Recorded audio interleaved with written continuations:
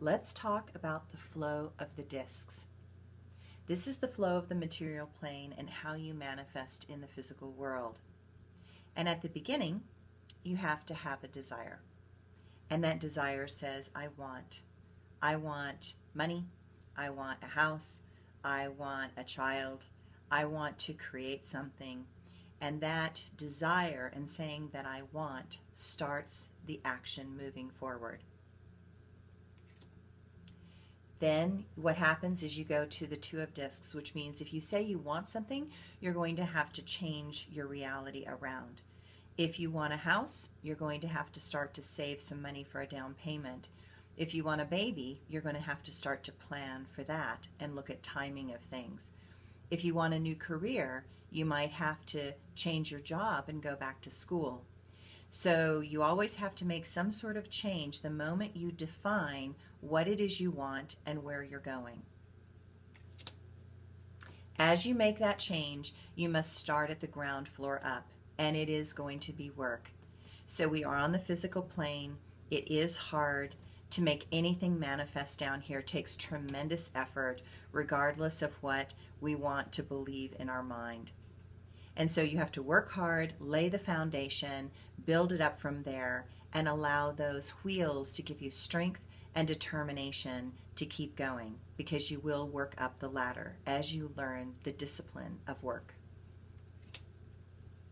Once you learn the discipline, you're given power and authority.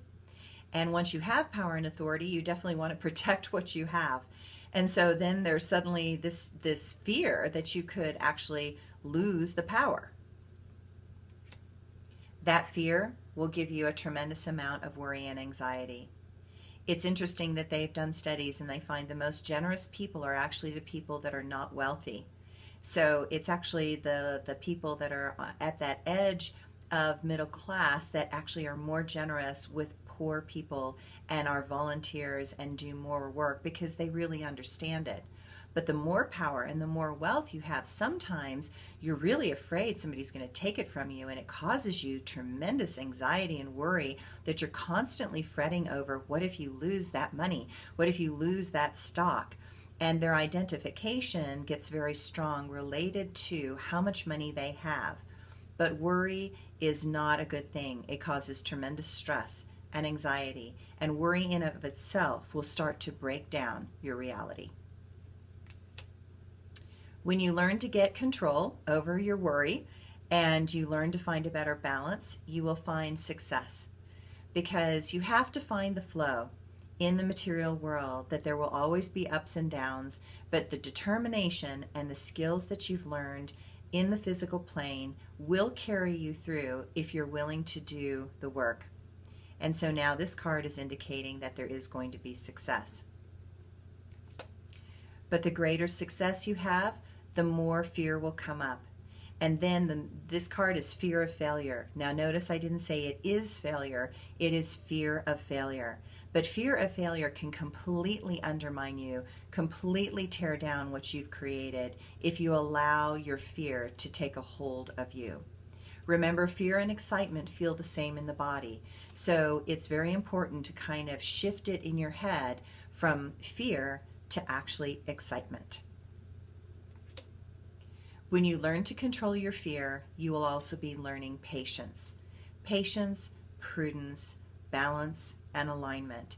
You'll recognize that things come in their own time. You cannot ask a piece of wheat to grow faster than it's going to grow. That the earthly plane has its own time structures. And regardless of how powerful you think you are, there are certain things that just take certain amounts of time. So you must learn the art of patience. And then you go to the gain card.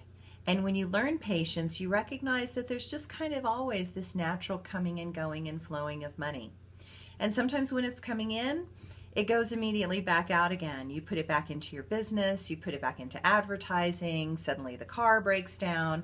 But there is this place that you have to learn in the physical plane, that the trust, that what you really need can come to you when you trust. But you also have to let go sometimes in order to let that money come back to you in a more magnified way. And then you finally get to the 10, which is the wealth card. I like to think of this card as Uncle Scrooge's money bin. So there's a point where you've just learned the lessons, you know how to make money, you're not stressing about it, you know you have the capacity to make money, and you start to really enjoy the process of money, and it's really fun. I have seen so many people that had great wealth, and they would all tell me stories about that they made $1 million, lost 800,000, made 2 million, lost 1.5 million, but they were totally relaxed about it because they knew about the physical plane. They knew they were a manifester. They knew they could always make money, and they trusted in universal material flow.